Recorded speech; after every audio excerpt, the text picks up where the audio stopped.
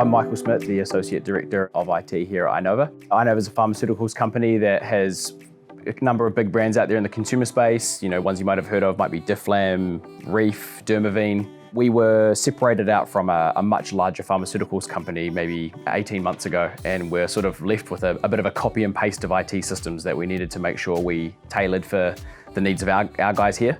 So we set up a relatively large sort of strategic program and got on with it.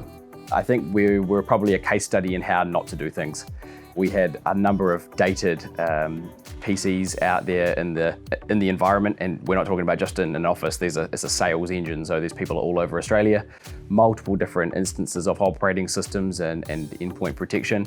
When we did application discovery, we ended up having 4,000 different versions of software or patch levels of different software. So it was basically a nightmare. I guess the hardest question when you got something like that and no way to contact a lot of those remote users is sort of where do you start? And I think Data 3 helped us a lot with sort of saying, all right, first things first, let's get this established, let's set this framework, let's do this type of stuff. And it made sense to us. So we just started going for it. And we had all the licenses and everything all set up, but we just were not using any of the functionality there. So putting together that cloud roadmap is what we called it. That helped us a lot in setting that direction for accelerating the program really, really quickly after that.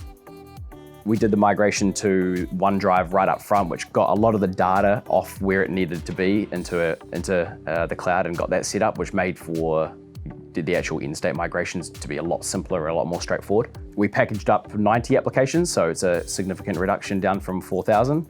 And now we're just in the process of finishing up our SharePoint migration, which is just everything coming off network drive. So we're gonna be very, very close to out of the game of managing any infrastructure at all. When it's done simply, it looks easy, and I think it's been a lot of work to get us to what now I think is actually just a really basic, simple solution. But with the simple solution in place, it's unbelievably easy to maintain.